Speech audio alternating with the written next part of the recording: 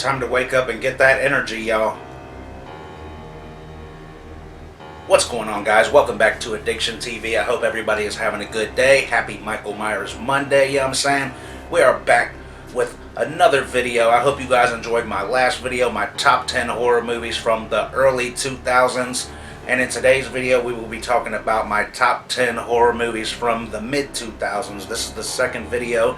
After this, we will do top 10 late 2000s, and then we're going to top it all off with the 2010s. I might make that a top 10 or a top 20, I'm not sure yet. Working on the 2010s list, I came up with like 30 movies that I really loved, so I don't know, maybe it'll be a top 10, maybe a top 20, maybe a top 30. Who knows? But let's go ahead and get into the top 10 horror movies from the mid-2000s, and we're going to start this off at number 10 with The Grudge, starring Sarah Michelle Gellar. The Grudge is one of those movies that I cannot watch over and over again. I get tired of it very, very quick. But the first time I watched The Grudge when it came out, it scared the shit out of me. The way the girl crawls around and the little boy sounding like a cat and shit, and just the noises that the girl makes. I don't know, man. There's something about creepy noises that just bothered me when I was younger. Like I said in my last video with Darkness Falls, the sounds that Matilda made really bothered me. So the sounds that the girl in the Grudge movies made, it was just unsettling to me. And like I said, it's not my favorite movie. We're going off of stuff that meant something to me or something that stuck with me because it creeped me out. Like I said, I can't watch it over and over again, but it definitely creeped me out. Coming in at number 9 is the Amityville Horror, starring Ryan Reynolds and Melissa George. This movie actually really creeped me out when I was younger. And first and foremost, I want to say Ryan Reynolds' performance in this movie I thought was phenomenal.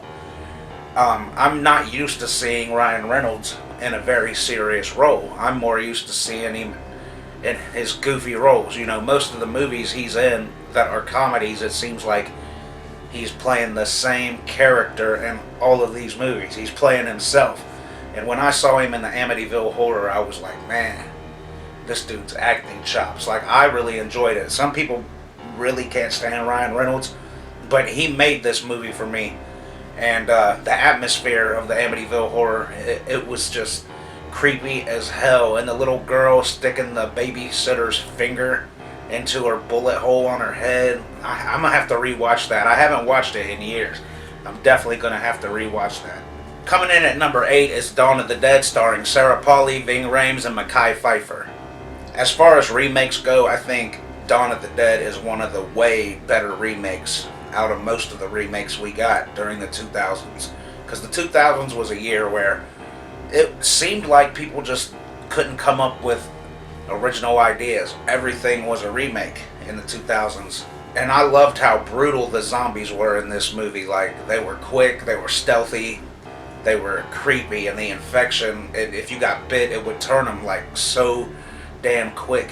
And I loved Ving Rhames' character in this movie. I love Ving Rhames and everything he's in, and the connection he had while he's on the rooftop with the guy across the way. And Mekhi Phifer's performance was great. Sarah Polley was great.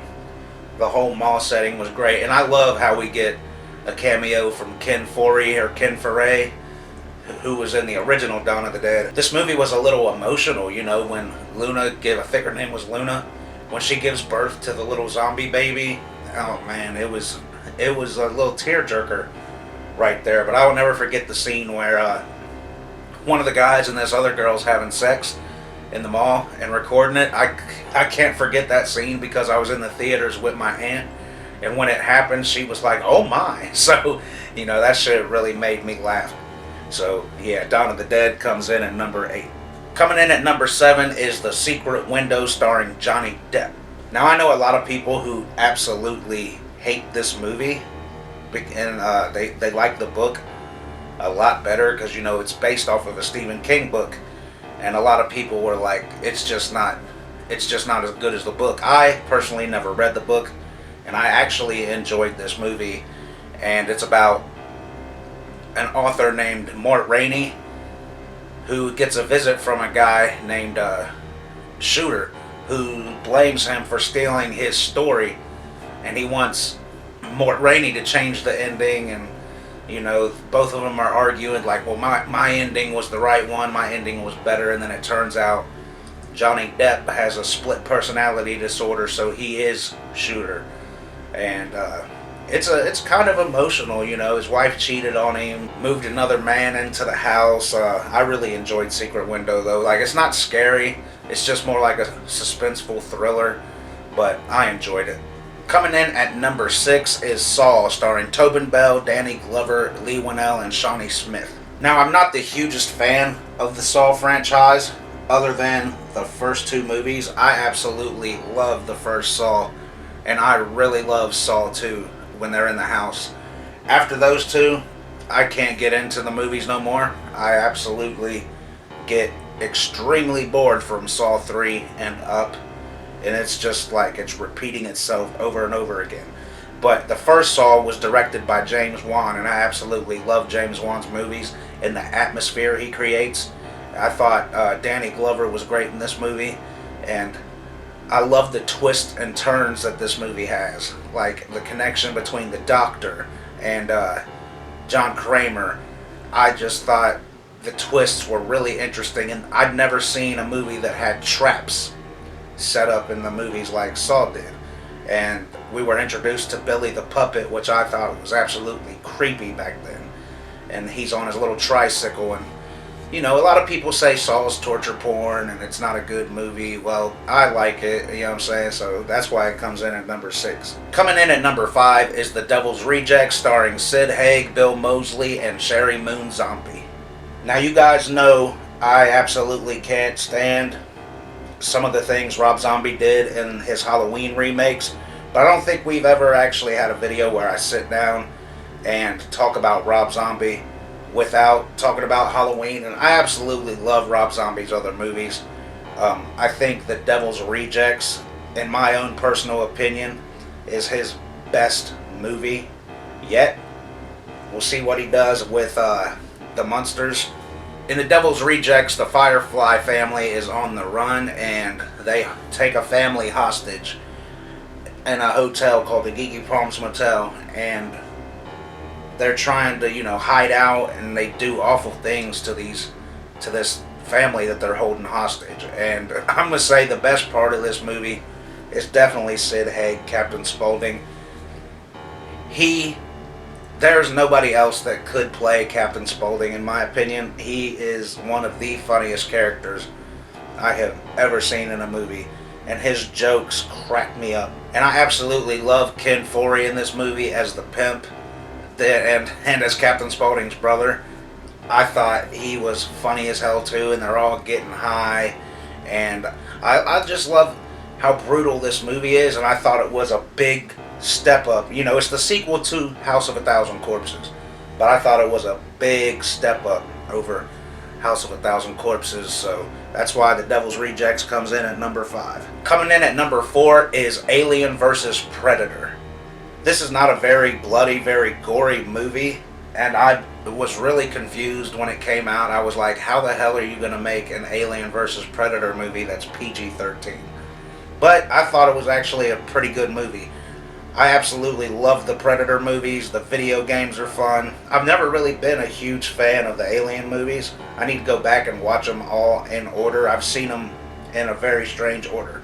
But I thought the beef between Alien and Predator, the backstory between their beef, I thought it was dope as hell.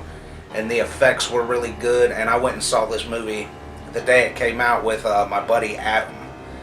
And we were just having a blast sitting there watching Predator and Alien fuck each other up, and I just was like, man, this is dope.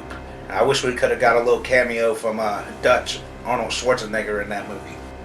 But I really enjoyed Alien vs. Predator, and I thought it was dope, and it was a very fun ride. Coming in at number 3 is Hostel.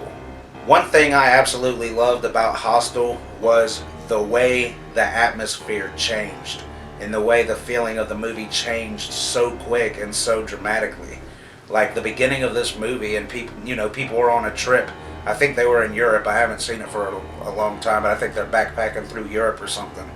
But I remember watching this movie, like watching the first 30-40 minutes of this movie and thinking, is this even a horror movie? Because watching this movie, the way it starts off, it was almost like watching American Pie or watching The Hangover or something.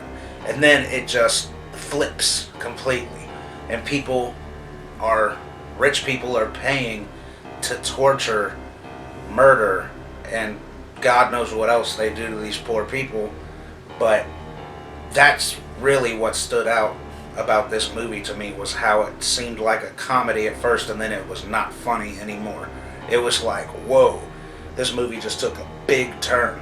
So Hostel, and Eli Roth, he's a little twisted, and it was presented by Quentin Tarantino, and I was just like, oh man, this movie is crazy. Coming in at number 2 is Red Eye, starring Rachel McAdams and Cillian Murphy. This movie was directed by Wes Craven, rest in peace to him, and it tells the story of a woman played by Rachel McAdams who is getting on a plane after going to a funeral, and she meets this guy.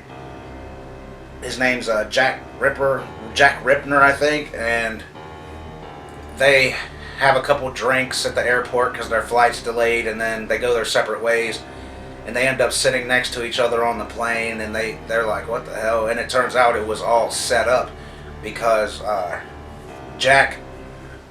well, first of all, Rachel McAdams' character works in a hotel, and Jack needs her to call the hotel and kill somebody, and have somebody killed, and I thought this movie was very suspenseful, and I loved the chemistry between Rachel McAdams and Cillian Murphy. I watched this movie over and over again when I was young, and like I said, it's more of a thriller, more suspenseful. It's not scary, it's not bloody and gory, and I thought Wes Craven's directing in this film was great as usual. But no, there was that chemistry between Rachel McAdams and Cillian Murphy that I really loved about this film. And not only that, the thought of being on a plane and, somebody harassing you, telling you they need you to do this and that they got a hitman outside your father's house. I just really like the story for this film. And coming in at number 1 is The Exorcism of Emily Rose, starring Tom Wilkinson, Laura Linney, and Jennifer Carpenter. I remember this movie really creeping me out when it first came out, and the first time I watched it, I thought the visuals in this movie were crazy, and the atmosphere that they created during the exorcism scene in the barn, and the animals are going crazy. And dude, Jennifer Carpenter's performance in this movie was it was great, and she was actually terrifying during her possession scenes.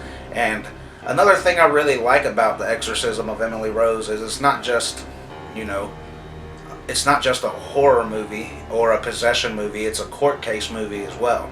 And I found those scenes extremely entertaining between Father Moore and Laura Linney's character. I thought that shit was dope, and I love the way, because at the beginning of the movie, you already find out that Emily Rose has died during this exorcism, and Father Moore is now in trouble, so he's got to go to court, and then his lawyer starts experiencing all this paranormal activity in her home, and they're trying to talk in court, and Father Moore is telling them, the devil does exist. No matter if you believe it, demons and angels exist, and they're surrounding this court case. And as you know, it's based off of true events. They did change the girl's name. I can't remember her actual name. I think it was like Annalise or something like that. But they changed her name for the movie to Emily Rose. And like I said, Jennifer Carpenter sold this role, man. And I haven't seen her in too many things other than like Dexter and White Chicks. And I thought she was absolutely great. And I'd love to see her in more roles like she was in this film. But that's my top 10 horror movies from the mid-2000s. I hope you guys enjoyed this video. Did you like some of these movies? Did you hate some of these movies? What's your top 10 from the mid-2000s? Let me know down in the comments. Don't forget to like and subscribe.